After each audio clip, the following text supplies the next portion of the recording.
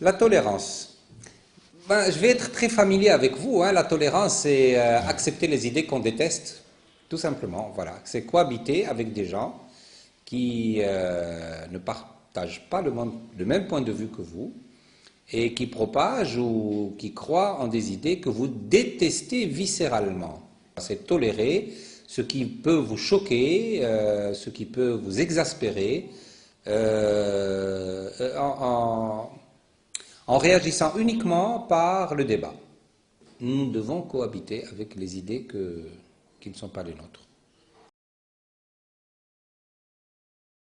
Il y a un problème de tolérance, bien sûr, et les gens sont très inquiets, parce que sur la scène politique, il y a malheureusement des partis d'intolérance, des partis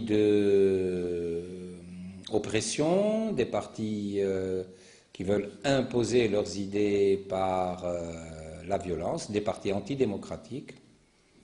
Et donc, ces partis-là constituent pour la démocratie, qui est le régime même de la tolérance, un danger permanent.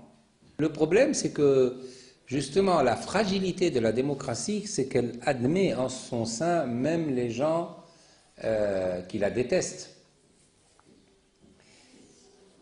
C'est bon dans un certain sens, parce que la démocratie peut brasser très large comme ça et intégrer un spectre d'idées très très large, mais c'est dangereux parce qu'il y a des partis qui peuvent profiter du mécanisme démocratique pour tuer la démocratie. Et leur slogan, c'est « Donne-moi la liberté que je la tue ». Donne-moi la liberté pour que j'accède au pouvoir. Une fois que j'accède au pouvoir, je tue la liberté et vous pouvez toujours courir derrière moi.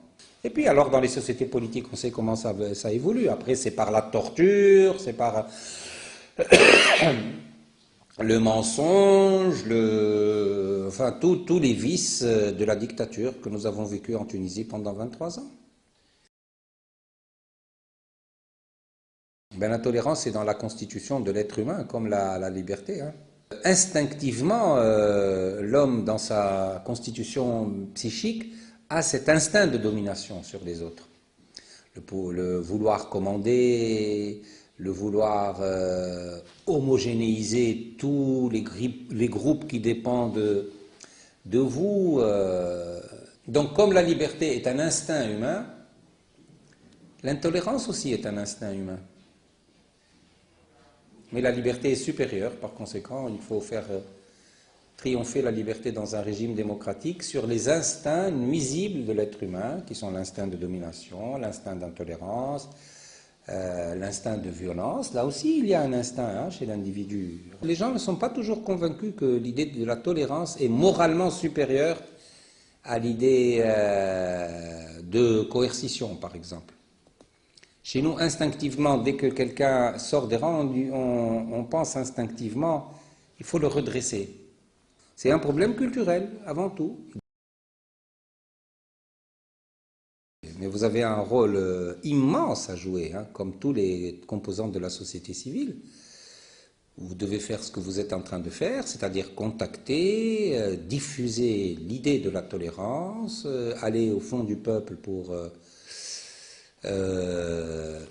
discuter cette idée, la diffuser, expliquer sa supériorité intellectuelle surtout. Le rôle de la société civile est plus important que celui des partis politiques. Parce que les partis politiques sont organisés pour la prise du pouvoir.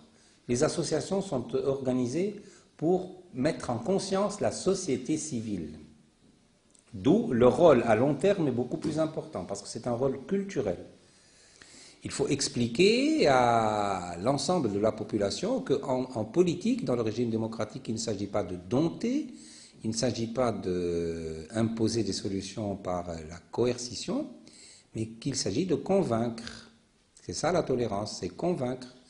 Une société ne peut être saine que si la culture, la plus largement diffusée au sein de la société, est une culture de tolérance et donc une culture démocratique et une culture de liberté.